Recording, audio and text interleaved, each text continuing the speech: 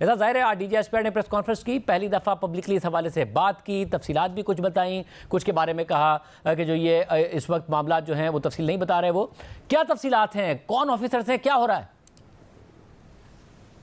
शाहजेब बहुत शुक्रिया। शाहजेब जो डीजी एसपीआर है, ज़ाहिर है वो एहतियात का मुजाहरा कर रहे हैं क्योंकि ये जो मामला है बड़ी अहम स्टेज के ऊपर है। मेरी इत्तलात के मुताबिक काफ़ी बड़े पैमाने पर जो तहकीकात हैं वो हो रही हैं इस हवाले से।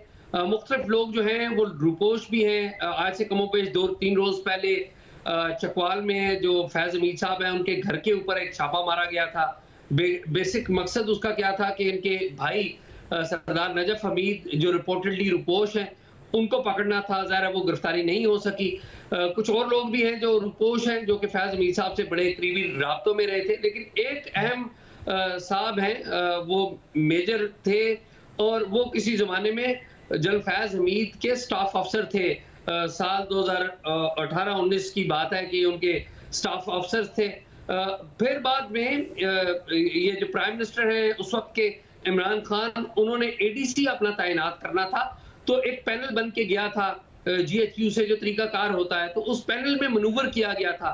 उन साहब का मेजर साहब का नाम डाला गया था उस पैनल में और इमरान खान के एडीसी के तौर पे वो मेजर साहब जो है वो काम करने लग पड़े, जो कि फैज़ हमीद साहब के स्टाफ अफसर थे।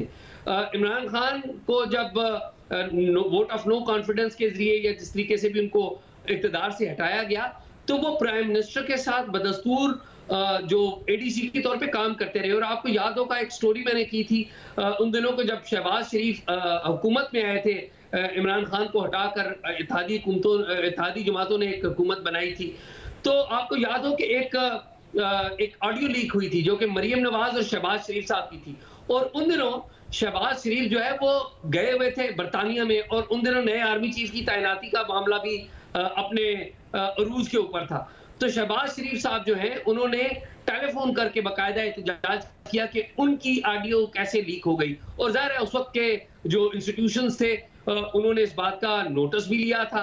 और मेरी इत्तलात के मुताबिक जो इंटेलिजेंस ब्यूरो के जो सरबराह थे उस वक्त, और आज भी वही है, फवाद असदुल्ला, तो उन्होंने जो तहकीकात की तो उन्होंने जो सिग्नल किया, उस सिग्नल में जो प्राइम मिनिस्टर के एडीसी थे और वही साहब एडीसी थे जो कि इमरान खान के एडीसी थे, जो कि स्टाफ अफसर थे इनके किसी जमाने में फैज़ हमीद के मेजर साहब, उनके ऊपर उंगली उठाई। और इस मामले में ज़रा फौज भी हरकत में आई क्योंकि जो आईबी के जो चीफ हैं उस वक्त मेरी इत्तलात के मुताबिक, जो बाद में भी काफ़ी मैच्योर होती रही, कि जो आईबी ने ना सिर्फ इत्तला प्राइम मिनिस्टर को दी बल्कि आर्मी चीफ जो हैं उनको भी इत्तला दी।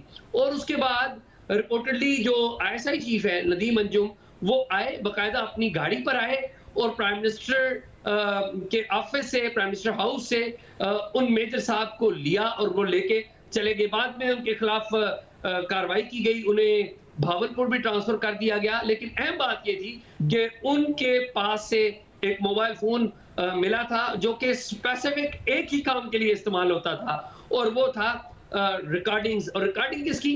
प्राइम मिनिस्टर की, यानी कि प्राइम मिनिस्टर का अपना एडीसी उनकी रिकॉर्डिंग कर रहा था, और वो रिकॉर्डिंग जहां किसके पास रही थी, वो रिकॉर्डिंग फैज साहब के पास जा रही थी। अब मुझे ये बातें कहना पड़ रही हैं, आल्दो के फैज साहब इस वक्त गिरफ्तार है, लेकिन बिटर रियलिटीज हैं।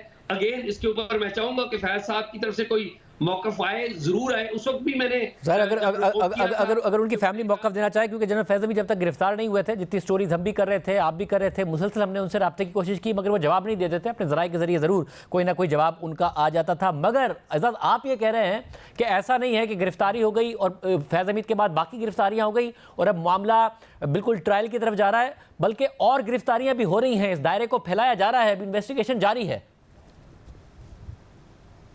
बिल्कुल इन्वेस्टिगेशन जारी है और वो समरी ऑफ एविडेंस के मामले पर है। और ये जो जिन मेजर साहब का मैं जिक्र कर रहा हूँ, ये वो मेजर साहब हैं जिनसे मेरी इत्तलात के मुताबिक अभी पूछगिछ की जा रही है।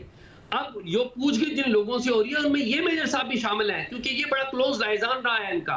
और फैज साहब की जितनी भी एक्टिविटीज थी ये बिल्कुल जानते थे, फर्स्ट हैंड जानते थे। इमरान खान साहब की, फैज साहब की जो आपस में कोलैबोरेशन थी, कितनी कोलैबोरेशन थी, ये सब जानते थे। इनकी इन्वेस्टिगेशन हो रही है। इन्होंने बल्कि कर्नल बन जाना था, इनका बोर्ड हो जाना था, लेकिन इसी मामले पर ये कर्नल भी नहीं बन सके, इनकी प्रमोशन भी नहीं हो सकी और इनसे पूछगिछ जारी और कुछ लोगों की भी पूछगिछ भी जारी और उनकी कुछ लोगों की तलाश भी जारी।